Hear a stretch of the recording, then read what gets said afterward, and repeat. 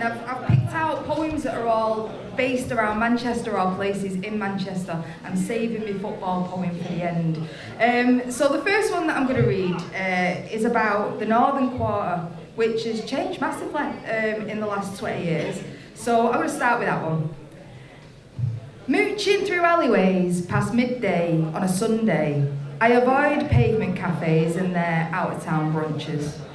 They wander at their out-of-town pace, lugging suitcases and shopping bags and happy hour hangovers as I thread through this side of town. These backstreet cobbles are comfortable beneath my Converse, worn and moulded to the shape of me. I pass a picture of tall, stunning sadness, face raw, tears fresh, wearing last night's gold dress, hole in the foot of her tights, heels in her hands, following a man who should have been left behind. I stopped for a second, but changed my mind. When I was her, I wouldn't have listened. Friends take confessionals below the branches of a silver tree, overseen by colours of the palace, where advice given in pavement cracks is a common voice I forget to hear. No one guides my ear or my arm, just these streets, taking me the way I've always gone, to places I have never been. Thank you.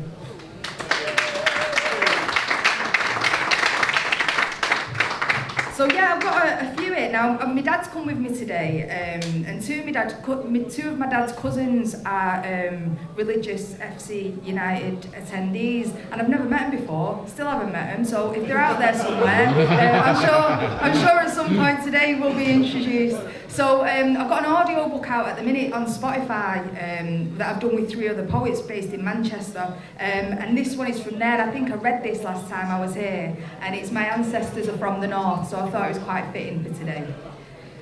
My ancestors are from north of the city, Miles Platting and Newton Heath. The furthest I've got from this place in my search for the bloodlines of those I never knew, but who made me what I am, is a city south of here, Liverpool. A great-great-granddad, a stoker on merchant ships, a man whose wife remains a mystery. She, the source of my dark hair, is a thread I can't tie a knot in. But there are stories you could weave an entire blanket from. One that would keep you warm on the coldest night of the year, with the weight of recognition.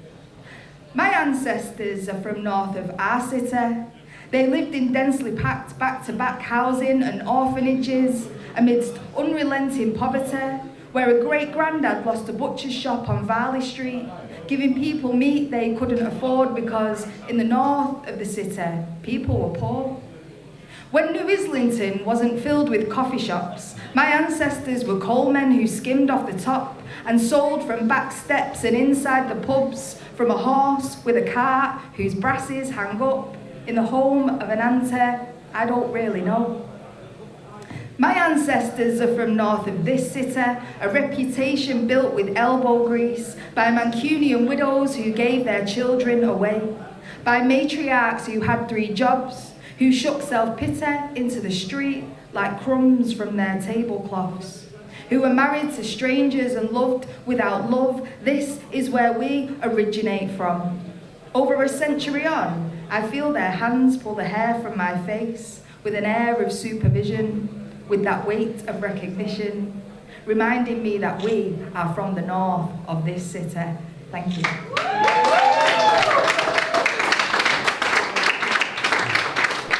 And I'm going to stay in North Manchester now for the remainder of this set. Does anyone know the lions at Heaton Park outside the big house? Yeah, so when I was a kid, there's a picture in one of my dad's old photo albums of me as a little kid looking a bit raggedy, sat on this lion with little white sandals. And a few months ago, I was asked to do a gig up at Heaton Park, and they were like, it has to be a poem about the park. So I thought, well, it's got to be about the lions. So this is called The Lions of Heaton Park.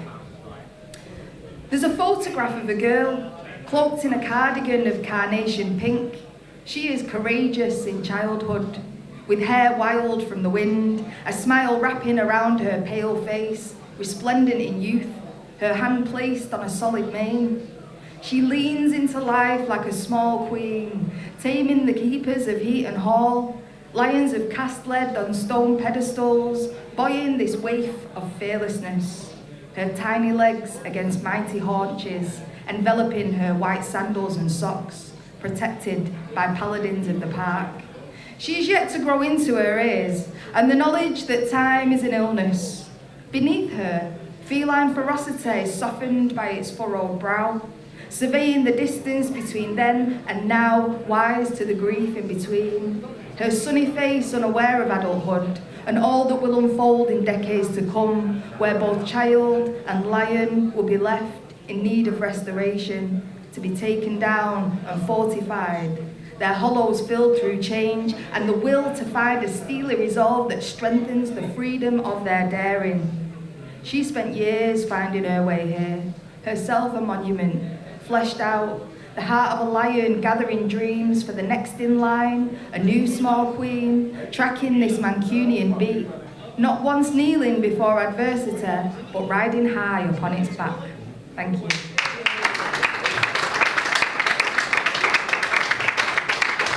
Okay, so I've got this one before I read the poem for the club, and it's called Samuel Bamford and the Old Boar's Head. So the Old Boar's Head, I'm sure people know, is like a really old pub in Middleton. And I think when you grow up around things, you don't really take on the history of it. And the little blue plaques for the Peterloo Massacre, things that you pass when you're a teenager and you kind of give a second glance. So I did a bit of, it was something for the Working Class Movement Library up in Salford. And they asked us to do something relating to that, and I thought, Peterloo Massacre, let me do a little bit more research into that. And there's a room at the Old Boar's Head called the Samuel Bamford Room, and it's about how he sort of led the march from Middleton up to St. Peter's Field. So I won't tell you too much because it's in the poem. So this is Samuel Bamford and the Old Boar's Head. Before his arrest at Peterloo, Samuel Bamford was a regular at the pub near our house, as was his dad before him, like my dad before me, and his dad before that.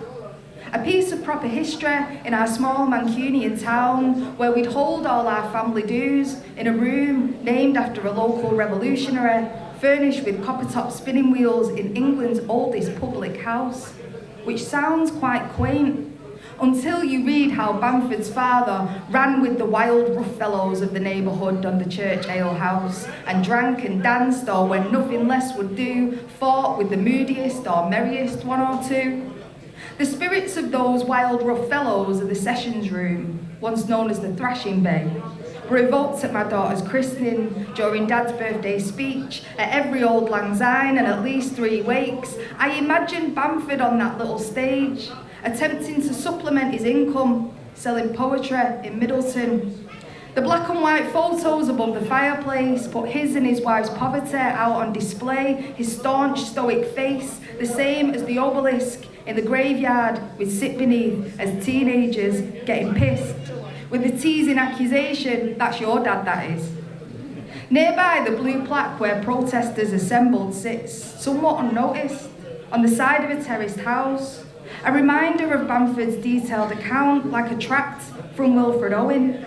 Broken, hewed, torn, gashed human beings, crushed down and smothered, trampled, torn and bloody from sharpened sabres, pointed towards those in their Sunday best. Children accompanying women dressed in white, their only fight to have their say, for the broken backs of industry, for the source of factory wealth. Bamford was charged for his unlawful banners and unlawful meeting for the purpose of inciting discontent, echoing our governments as they curb our right to protest.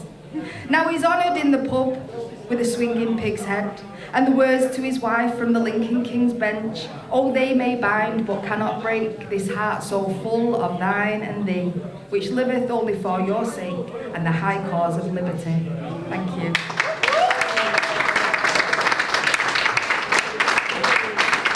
So I will finish with this one.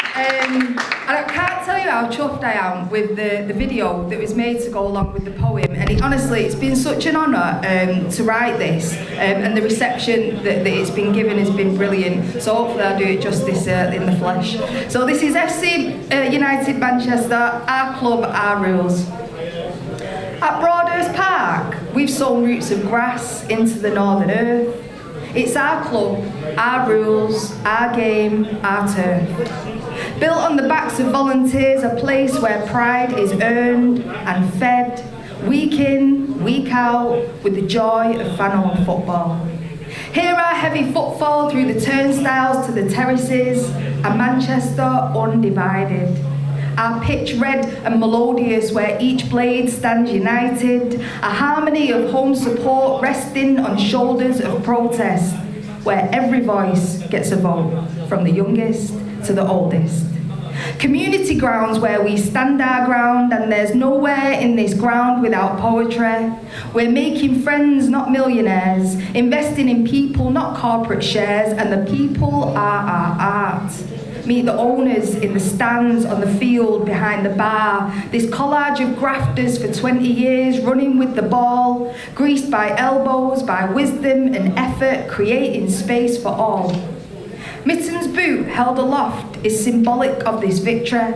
A tinfoil cup to celebrate these building blocks of history.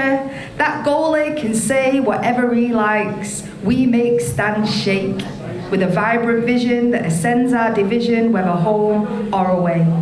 So join us at Broadhurst Park on Saturday afternoons.